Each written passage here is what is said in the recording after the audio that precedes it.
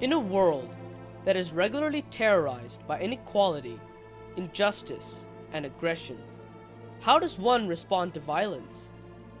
The average man usually counters with reciprocal violence, or meekly succumbs.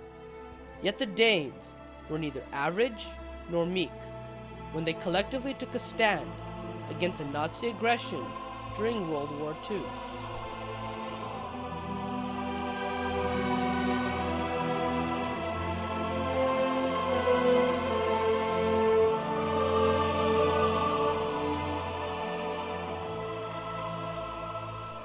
World War II erupted across Europe when Adolf Hitler invaded Poland on September 1st, 1940, breaking the non-aggression pact enacted by the Axis of Power, sparking the flame of World War II.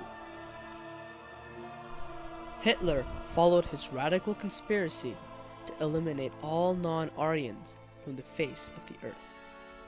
Millions lost their lives. Jews in particular faced genocidal onslaughts of horrific proportions. However, Denmark, a tiny country that hardly seemed capable of withstanding a vicious German onslaught, took a stand and unleashed an amazing conspiracy of decency that eventually saved the lives of over 7,000 Jews. Moreover, the rescue of the Danish Jews was uniquely spontaneous and non-violent in nature.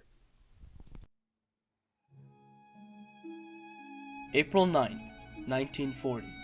The Danes awoke to the sound of the marching Nazis as they began to realize that they no longer controlled their country.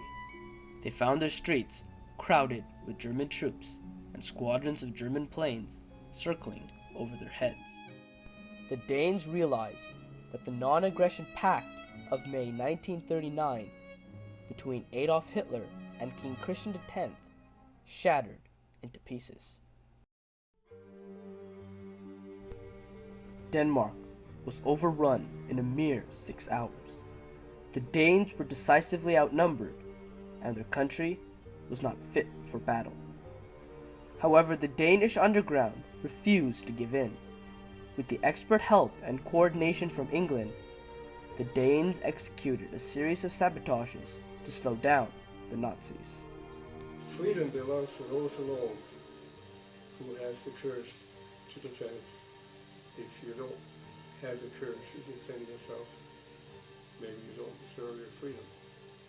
Fight they did, but not by directly engaging the Nazis. It was always to hinder and slow down and destroy, not to kill. This unique spirit, maturity, and humanity is what made the Danes so unique. Hitler initially allowed Denmark to retain its own constitutional laws that ironically extended equal rights and protection even to the Danish Jews.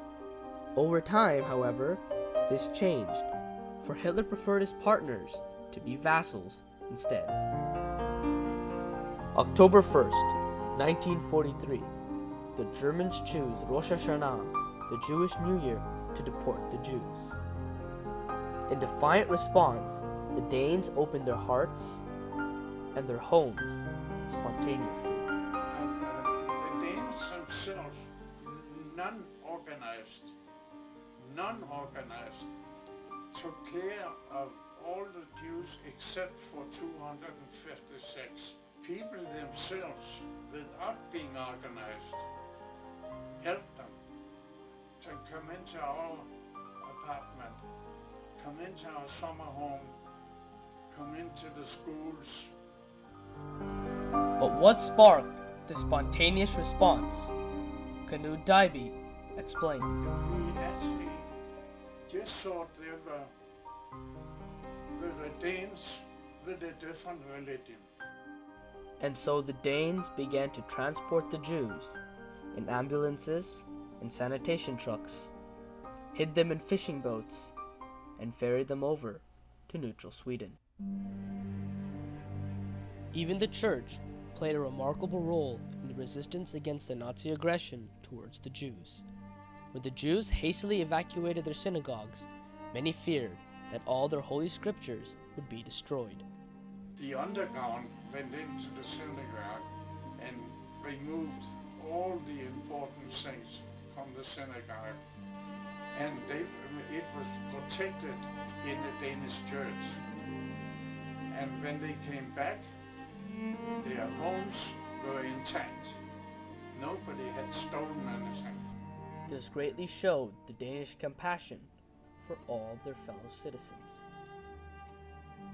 However, not all the Danes escaped either. Hene Skolsinger and her family were the lucky ones, who escaped to Sweden with the help of their Danish friends. Hene's boyfriend, Kim Malte Brun, on the other hand, was caught and tortured. Just 5 days before Denmark was liberated by the Allies, he wrote this heart-wrenching letter to Hene. Today, I was taken before the military and condemned to death. What do I possess that I can leave you as a parting gift? You will live on and have other beautiful adventures. But promise me that never will the thought of me come between you and life.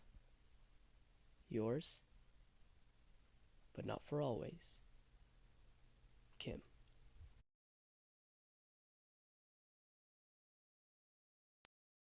This remarkable history is all about how so many individuals spontaneously came together to take a stand against an injustice, even in the midst of terror and violence. In the end, of the 7,800 Jews in Denmark, 7,200 were rescued from the Nazis.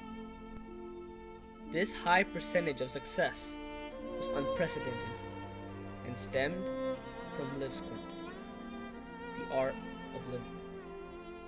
In their actions, the Danes embodied the gospel teaching, "Thou shalt love thy neighbor as thyself." They risked their lives to rescue them, not because they were Jews, but because they felt that every human being had a right to life and decent existence. More importantly, the Danes had successfully integrated the Jews into their society. This fascinating Danish history holds important lessons for all, even today, as we perceive the world around us. The recent rebellion by Arab youths in France, the ever-escalating violence between the Israelis and the Palestinians, perhaps even the 9/11 incident and its aftermath. Taking a stand against injustice is a moral obligation of all. The Danes showed that it could be done spontaneously, non-violently, and without leaders like Gandhi or Martin Luther King. Rosa Parks could take a stand by sitting down.